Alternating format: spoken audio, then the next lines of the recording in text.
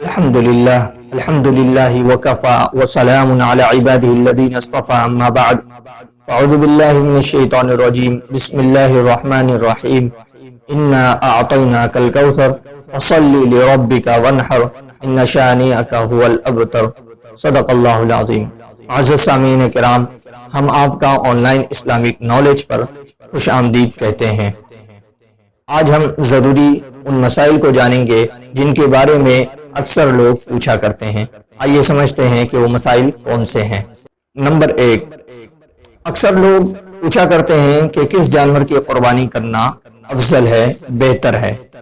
تو ان کے وہ سماعت فرما لیں کہ جو خصی کیا ہوا جانور ہے، یعنی جن کے خصیتیں کٹے ہوئے ہوتے ہیں، تو ایسے جانور کی قربانی کرنا زیادہ بہتر ہے، افضل ہے۔ نمبر 2، اگر کوئی شخص عقیقے والا ہو، یعنی بڑے جانوروں میں اگر کوئی شخص عقیقے کا حصہ لینا چاہتا ہو تو ایسا کرنا درست ہے، لیکن یاد رہے کہ نظر مانے ہوئے جو لوگ ہیں، یعنی جنہوں نے نظر مانی تھی کہ میں ایک قربانی کروں گا اور اس کی وہ مراد پوری ہو جاتی ہے، تو وہ چاہتا ہے کہ قربانی کے شرکا میں اس کی بھی شرکت ہو جائے، تو ایسے شخص کو شریک نہیں کرنا چاہیے، کیونکہ اس کا گوشت دوسرے لوگ یعنی عام فقیر اور مسکین لوگوں کو ہی کھلایا جا سکتا ہے، جبکہ اس کا ہر حصے میں اس کا حصہ موجود تھا، اس وجہ سے اس شخص کو شامل نہیں کیا جائے گا۔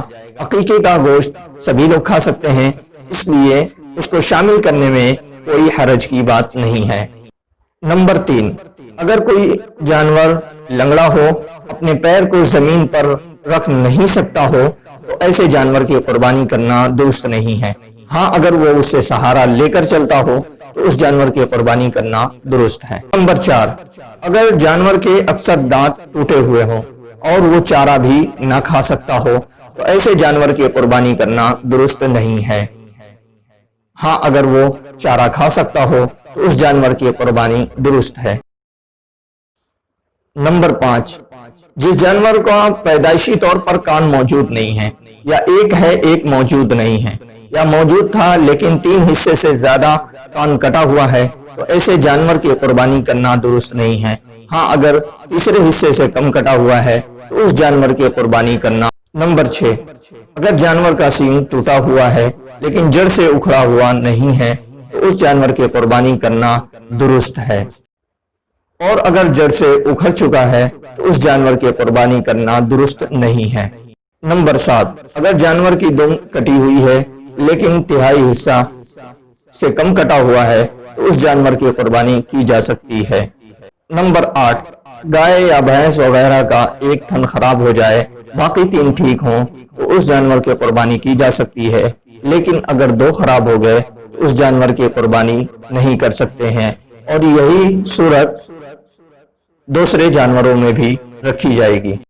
نمبر 9، اگر جانور اندھا ہو تو دیکھا یہ جائے گا کہ اس کے آنکھوں کی روشنی کتنی ہے۔ اگر زائد روشنی ہے، یعنی تہائی حصے سے زائد روشنی موجود ہے تو جائز ہے قربانی کرنا، لیکن اگر اس سے کم ہے تو پھر جائز نہیں ہے۔ نمبر 10، ذبح کرنے والے کے لیے ضروری ہے کہ وہ مسلمان ہو، مجوسی نہ ہو، بت پرست نہ ہو۔ نمبر 11، گوشت کا حکم۔ افضل طریقہ یہ ہے کہ 3 حصوں میں تقسیم کیا جائے، ایک حصہ گھر والوں کے لیے، اور دوسرا حصہ رشتہ داروں کے لیے، اور تیسرا حصہ فقیروں اور ناداروں کے لیے۔ لیکن اگر لوگ زائد ہوں تو پورا گوشت بھی کھا سکتے ہیں۔ اگر قربانی میں کئی لوگ شریک ہیں تو پھر ایسی صورت میں اندازے سے گوشت کا بانٹنا درست نہیں ہوگا، بلکہ وزن کے اعتبار سے بانٹا جائے گا۔ نمبر 12، قربانی کی کھال۔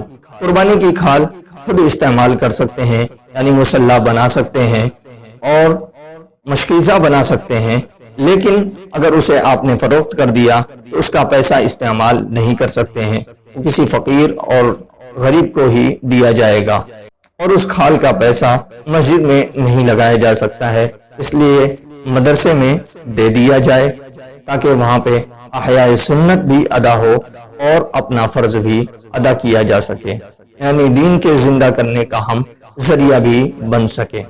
یہ تھی چند صورتیں اور عمومی مسائل جو جاننا بہت ہی ضروری تھا۔ ایک اہم مسئلہ سماعت فرما لیں۔ جیسا کہ ہمارے معاشرے میں یہ چیز رواج پا چکی ہے کہ مرد کی طرف سے قربانی ہوتی ہے، عورت کی طرف سے نہیں۔ دراصل صاحب نصاب میں جو لوگ بھی شامل ہوں گے، جو لوگ بھی آئیں گے، ان لوگوں پر قربانی واجب ہو جائے گی۔ اور اکثر ہمارے معاشرے میں دیکھا جاتا ہے کہ عورتوں کے پاس جو زیورات ہوتے ہیں وہ اتنے ضرور ہوتے ہیں کہ ان پر قربانی واجب ہو جائے۔ اس لیے مرد اپنی طرف سے کرے گا، عورت اپنی طرف سے کرے گی۔ لیکن اگر مرد چاہتا ہے کہ وہ بیوی کی طرف سے بھی کر دے تو اس بات کی اجازت ہے۔ ہم امید کرتے ہیں کہ آپ کو یہ ویڈیو پسند آئی ہوگی۔ اس کو لوگوں میں زیادہ سے زیادہ شیئر کریں، چینل کو سبسکرائب کر دیں اور بیل آئیکن کو بھی دبا دیں تاکہ ہر آنے والی ویڈیوز کی خبر سب سے پہلے آپ کو ہو۔ وآخر دعوانا الحمدللہ رب العالمین۔